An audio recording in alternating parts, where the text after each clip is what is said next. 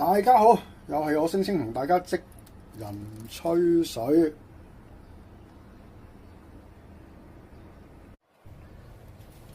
咁啊，睇到個片頭都知道煲湯啦。咁啊，踏入中秋過後啊，又開始秋涼啊，乍暖還寒嘅天氣啊，咁啊，好容易會傷風啊、感冒啊、咳啊。咁屋企人啊，有啲咳啊，咳咗好耐啊。咁啊，今日咧就煲個清潤嘅，對咳好有幫助嘅湯水，同大家吹下水。咁拿住呢包唔係過年嗰啲碌柚葉啊，嗱，呢啲叫龍脷葉。龍脷葉咧對化痰止咳啊相當之有功效嘅。咁啊，仲有啲嗱，呢啲叫做青欖啊，青欖呢隻叫桔餅。呢三樣嘢咧，對化痰止咳嘅食療咧就相當之有功效嘅，同埋大家起到一個叫做化學作用啊。咁龍脷葉、青欖呢啲咧，都係喺市政街市啊買啲山貨藥材嗰啲地方就會有得賣。咁啊，三個人飲你咪叫佢執啊，呢個大約執咗20蚊鬆啲啊。咁我哋仲要1斤嘅新鮮豬展攞翻嚟，用濕溫水浸一浸佢啊，等佢個騷味釋出。陳皮1角，蜜棗3粒，南北杏少量。咁啊，仲有咩嚟噶？甘筍啊，紅蘿蔔，台卜嚟嘅1個。咁3樣食材，咁我哋第一步，我哋揾水浸一浸佢先，幫佢稍為清潔。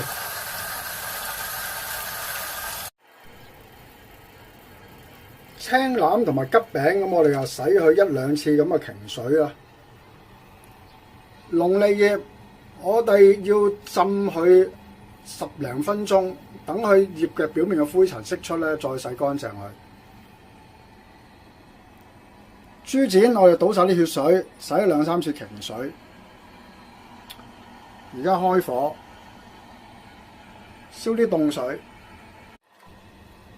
跟住我哋將1斤嘅豬展倒落去凍水飛水。個目的就係等佢加熱過程之中咧，將裏邊嗰個血水一啲豬肉唔好嘅味道，我哋逼佢出嚟，再洗乾淨佢。準備約4公升到嘅清水，跟住蜜棗、南北杏、果皮，我哋連埋浸果皮嗰啲水擺埋落去，我哋凍水煲咗佢先。跟住我哋處理嗰條甘筍先。如果煲湯咧，就盡量買到頭先嗰啲啦，有泥嗰啲。我哋叫做台卜啊，咁啊隨便切咁就 OK 噶啦。準備好晒之後，咁我哋跟住就可以凍水擺埋落去煲。跟住輪到呢啲叫做桔餅啊，處理啲桔餅咧，咁我哋洗乾淨佢之後咧，咁我哋浸一浸佢。咁我哋咧都仲要切一切佢嘅，切一切嘅目的咧，就等佢容易出味嘅，咁都幾硬下嘅，咁啊切嗰陣時就大家就小心少少啦。咁我哋都可以凍水一齊擺埋落去煲。咁跟住輪到啲青欖啦，啲青欖我哋洗乾淨佢之後咧，個頭嗰呢啲嘢我哋搣一搣佢啦。咁啊想啲青欖更加出味咧，我哋有2、3個方法嘅。咁我哋喺出邊做咧，揾啲毛巾包咗嚟剝嘅。我屋企咧就唔好啦。咁我哋揾把刀啦，輕輕界佢一下啦。咁我等佢容易啲出味咯。青欖界好晒之後咧，都係可以凍水擺埋落去煲。青欖、甘筍、桔餅、南北蜜棗、陳皮，凍水加熱之際咧，咁我咪睇翻啲豬展啦。大家睇唔睇到面頭嗰啲泡啊？咪一啲唔好嘅味道咯。而家啲豬已經咁貴啦，咁我哋真係要用啲心機時間走去處理下佢。跟住我哋將所有豬展撈起晒佢，跟手要沖凍水。沖凍水嘅作用就係將豬展所有釋出嘅泡沫、一啲唔好嘅味道洗乾淨晒佢咯。咁我哋喺出邊做燉湯呢個步驟就好重要嘅。豬展，咁我哋跟手就擺埋落去一齊煲。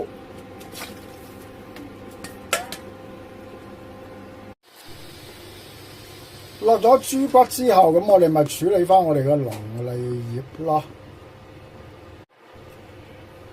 咁呢啲龍脷葉啊，我哋都係同蔬菜類一樣咁樣處理。我哋浸佢10零分鐘，跟住洗2、3次，主要都係將葉表面嗰啲塵埃啊，咁啊沖洗2、3次啦。咁啊，而家我就洗到第3次啊，咁啊已經係好乾淨。咁我哋用咗一個揦嘅方式，將佢全部揦起晒佢。龍脷葉洗乾淨晒之後咧，水滾，我哋而家先擺落去。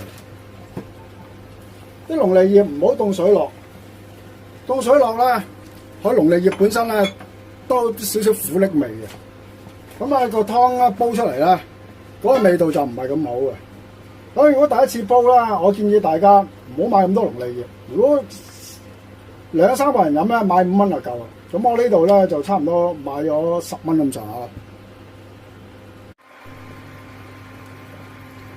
咁我哋用中大火煲佢半個鐘頭，跟住收細火煲佢個半鐘，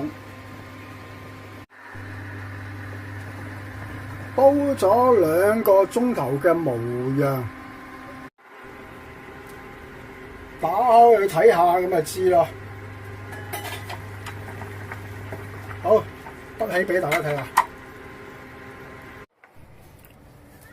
一個清潤清肺熱嘅龍脷葉青腩煲豬展咁啊完成咯！我建議大家食埋啲豬展去，因為個豬展都好有食療啊，吸收晒啲龍脷葉同埋青腩嘅味道啊嘛。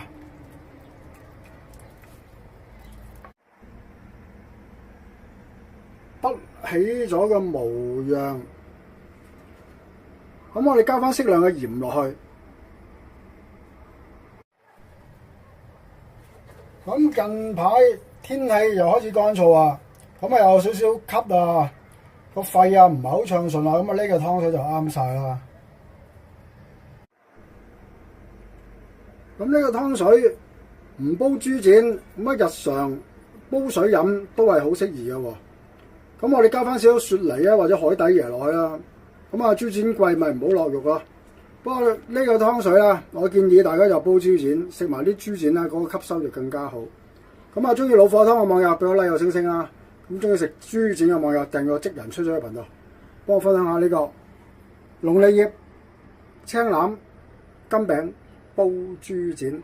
咁我就咁睇先啦。咁啊，下個視頻再同大家吹過，拜拜。